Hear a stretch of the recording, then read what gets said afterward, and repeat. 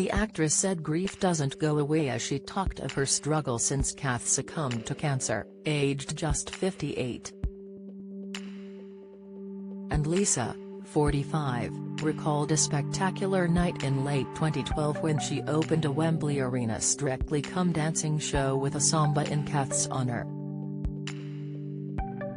Kath had died in July that year, 12 years after she was diagnosed with stage 4 breast cancer, which spread to other parts of her body. The former You've Been Framed host said, "I've spent years trying to raise awareness of the impact of grief, as it is something almost all of us will be affected by at some point. When my mom died, I didn't want to do anything or see anyone.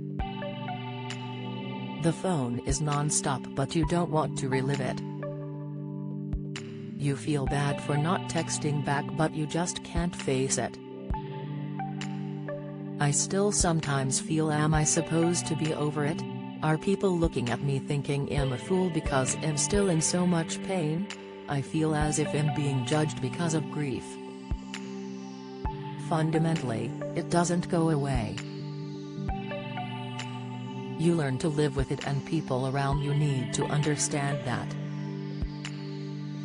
After her family gathered during her last hours, Kath had a memorably strong reaction to a Catholic priest who arrived to administer last rites, with Lisa remembering. Kath looks up at the priest and she says, "What the are you doing here?" She looked round and she said, "I feel like I'm in an episode of The Sopranos. And I loved that." Lisa added, "She passed at 7:29 p.m. that night and it was so peaceful. She was in my arms." A few months later, Lisa's father and brother sat in the front row of the Stars Strictly show at Wembley alongside an empty chair reserved for Kath. Lisa told new podcast Grief Kind, by Charity Sue Ryder, "I'm not blowing smoke up my own bottom here, but I rocked Wembley." Bruce Forsyth, God rest his soul, he couldn't speak for the reaction, the crowd. Everyone knew that night was dedicated to Kath, it was Kath's night. Lisa urged people never to be scared to support a bereaved person, but added, "Don't suffocate, that's my biggest advice."